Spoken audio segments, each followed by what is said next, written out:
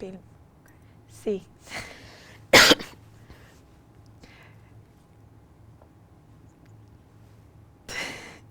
¿Qué dices? Sí, por eso me he reído.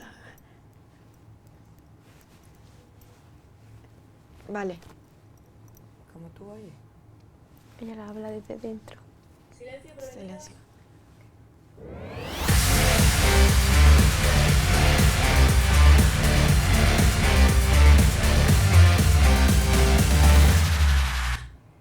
Bienvenidos una vez más a este programa. El día de hoy tenemos una programación diferente porque tenemos una invitada especial, Erika Spillman, esposa del esquiador olímpico Antonio Pardo.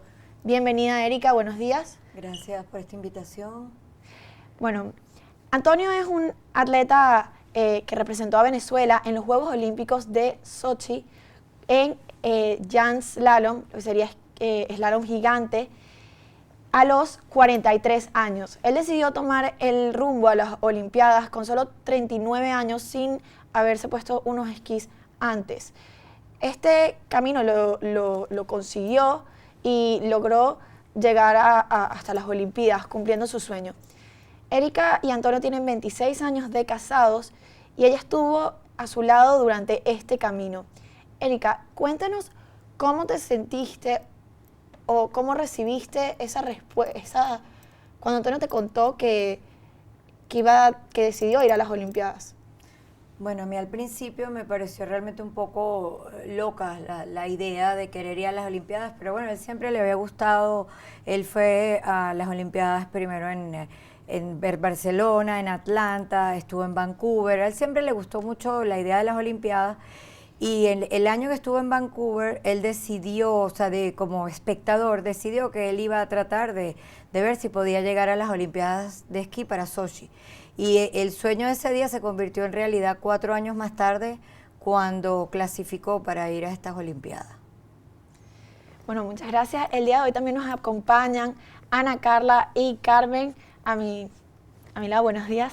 Hola, ¿qué tal? Hola, ¿qué tal? Muchas gracias. A mí me gustaría preguntarte por qué fue lo más difícil que pasaste. Mira, realmente fueron 4 años de entrenamiento que él tuvo que irse, digamos, de la casa. Nosotros vivíamos en Venezuela, por supuesto Venezuela es un país que no hay nieve, y él tuvo que darle, digamos, la vuelta entre Europa y Suramérica para practicar. Y entonces fueron 4 años donde la familia se vio separada, donde a mí me tocó muchas veces acompañarlo a él a los esquí, a sus entrenamientos de esquí. Puede haber sido, por ejemplo, Italia, Noruega, Suiza, Austria, y dejaba a los niños en casa con sus abuelos, y para mí eso realmente fue bastante, digamos, sensible emocionalmente, me daba tristeza. Pero por otro lado, entonces volví a casa, pasaba meses con ellos y estaba meses separado de mi esposo. O sea, fueron 4 años, digamos, bien difíciles, digamos, desde el punto de vista familiar, donde nos costó, donde yo a veces pensé que yo ya no iba a poder, digamos, soportar esa separación. Pero bueno, con el tiempo y digamos, la entereza y la unión lo logramos. Y aparte de ese apoyo emocional, ¿de qué otra manera la apoyaste? Mira, bueno, hubo muchas formas de apoyarlo. Primero me tuve que hacer cargo de la casa, de los niños, de la familia, de la oficina. O sea, tuve que tomar muchas responsabilidades que en aquel momento no estaba segura de si estaba preparada. Por otro lado, también toda la parte de imagen, porque él realmente fue como competidor olímpico por Venezuela, pero no fue apoyado por el gobierno. Por supuesto, el COIT venezolano lo firmó, pero él fue independiente realmente, porque primero no existía esa, digamos, esa categoría de esquí. Inclusive tuvo que constituir primero la Federación de Esquí Venezolana, que no existía, como primera parte, y luego, bueno, hubo que buscarle un traje de esquí, hubo que hacerle un logo olímpico, se hicieron pines. O sea, a mí me ocupó un poco toda la parte de mercadeo, hasta una cuenta, él no tenía una cuenta Instagram, Twitter, todo eso lo ayudé mientras él practicaba, yo desde Venezuela lo iba apoyando con todas estas necesidades que tenían, que en otros países lo hacía el Estado, lo hacía el Comité Olímpico del país. En nuestro caso, pues, lo ayudé yo. Erika, no me imagino el estrés que has de sufrir cuando tienes a un familiar compitiendo en un deporte extremo, pero específicamente te quiero preguntar cómo viviste el momento en el que se lanza de la montaña, justo en ese momento en los Juegos Olímpicos. Mira, la verdad es que fue un momento muy especial. Primero pasamos 4 años esperando ese momento. Me acompañaron, fuimos hasta Sochi mis suegros y mis 2 hijos pequeños para ver, bueno, para verlo. Primero llegamos unos días antes, bellísima la experiencia de la Villa Olímpica, de todo lo que significaba estas Olimpiadas. Él sumamente nervioso, por supuesto nosotros más, igual de nerviosos quizás que él. Y el día de la competencia, en el momento, bueno, que le tocaba, nosotros sentados en esas gradas todas pequeñitas y aquella montaña enorme que tenía como 3 bajadas, él fue el 109, habían 109 competidores, él fue el número 109 porque por la edad y los tiempos clasificó de último. Y bueno, nosotros tuvimos que ver bajar a 108 esquiadores que algunos se lesionaron, algunos se salieron de la pista. Bueno, su mamá lo único que hacía era rezar y pedirme que por favor lo llamara por teléfono para que no se lanzara de la bajada.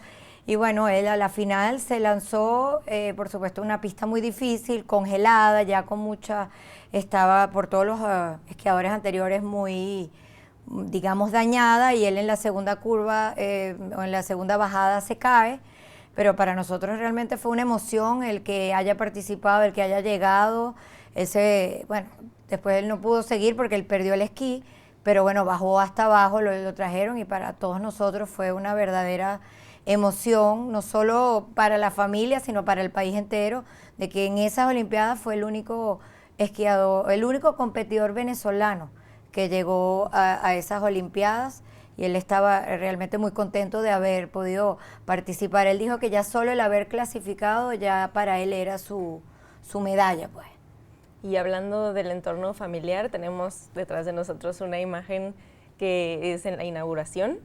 Quería preguntarte cómo vivieron tus hijos y toda tu familia la inauguración, que fue un momento improvisado por Antonio, ¿no? Sí, bueno, para él fue muy importante. Realmente los Juegos, esa asistencia a Sochi fue para él el sueño de su vida. Y él se lo vivió minuto a minuto, entrenó muchísimo, eso sí, entrenó muchísimo, tuvo que clasificar, pasó varios años haciendo carreras por toda Europa para lograr clasificar. Y en el momento que él logra entrar ahí como único venezolano abanderado, porque llevaba la bandera con sus 2 entrenadores, uno venezolano y uno argentino. La verdad es que él dice que él no sabe qué le pasó, pero se saltó todos los protocolos y él oyó a la gente aplaudiendo, gritando, esos miles de personas que viven en el estadio, que salió corriendo sin respetar el protocolo y lo nombraron al atleta más entusiasta de la inauguración ese día. Realmente para él fue un momento mágico, y nosotros desde la casa, que estábamos todos sentados en la televisión, mis hijos me decían: mamá, qué pena que está haciendo mi papá que corre y no, o sea, pasó a la señorita que lleva el nombre y todo, y nosotros realmente, bueno, muy felices y un poquito apenados al primer momento, pero la verdad es que estábamos muy felices por lo que él estaba viviendo, que valió la pena tantos años de espera, pues, y de sacrificio familiar. Nos acabas de contar una anécdota especial, pero nos gustaría que también nos pudieras resaltar alguna otra anécdota en lo que fue la clasificación de Antonio y como tú la viviste desde tu perspectiva de esposa. Mira, él tuvo que hacer muchísimas carreras para poder clasificar. Para uno va a las Olimpiadas, tú tienes que tener, no importa si eres el único competidor, tú tienes que reunir un puntaje para poder ir a las Olimpiadas. Él pasó, como ya les dije anteriormente, varios años entre países de Europa y de Suramérica, ganándose esos puntos, pues. Le tocó ir a muchos lugares que no conocía, muchas veces compitió con gente mucho más joven que él, o sea, normalmente todos eran más jóvenes que él, y le tocó competir, inclusive unas semanas antes todavía no sabíamos si había clasificado o no, y él seguía, la suspendían por mal tiempo en Noruega, entonces corría a Italia, suspendieron por mal tiempo en Italia, entonces corrió a Suiza para poder tener como esos últimos puntos que necesitaba para clasificar. Y una semana antes de las Olimpiadas me llamó llorando y ese día yo decía, cuando me llama llorando, yo decía, bueno, no clasificó, porque no entendía lo que me decía. Entonces la voz al final era así como, bueno, me decía algo, pero no sabía qué decirme, y resulta que no fue que me llamó llorando porque no había clasificado, sino me llamó llorando porque había clasificado y no podía hablar de la emoción que tenía porque sabía, me decía, me voy, yo, ¿a dónde te vas? Me dice, me voy a Sochi, clasifiqué y ya estoy organizándome, en 3 días salimos a Sochi, bueno, ya estaban en las villas olímpicas, ya estaban esperando a los atletas. Wow, realmente parece una experiencia muy especial para Antonio, para ti, para su familia. Erika, también me gustaría que pudieras darle un consejo a aquellas personas y parejas de estos atletas que deciden tomar el rumbo de ir hacia unos Juegos Olímpicos. ¿Qué les puedes aconsejar? Mira, yo creo que realmente para los atletas olímpicos y para cualquier atleta, para su familia realmente es, digamos, para muchas familias es ¿cómo se puede decir? Es un trabajo duro el tener un esposo atleta, porque los esposos atletas tienen unos horarios para entrenar, tienen que viajar mucho, tienen muchísima presión, y muchas veces a las esposas y a los esposos nos toca la familia, nos toca la casa, y aparte nos toca toda la parte emocional de acompañarlos emocionalmente, de darles ese apoyo que necesitan, de darles ese empuje que muchas veces necesitan, el decir que sí pueden, pero al mismo tiempo nosotras por nuestro lado tenemos una cantidad de responsabilidades. En mi caso inclusive, yo tuve que tomar, digamos, el trabajo para que él pudiera hacer todo esto. Yo me quedé trabajando y haciéndome cargo de la oficina en este caso. Entonces, bueno, yo le digo a todo el mundo que vale la pena, que bueno, es algo duro, pero que muchísimas veces vale la pena acompañar a estos esposos, esposas que sacrifican parte de su vida para ser atletas. Bueno, Erika, muchísimas gracias por estar el día de hoy con nosotros. Realmente nos impresiona tu historia y estamos muy agradecidos que nos acompañaras hoy en este programa. Chicas, gracias por estar el día de hoy también. Gracias, un placer. Y bueno, una vez más nos despedimos. Los esperamos la próxima semana con un nuevo entrevistado. Hasta luego.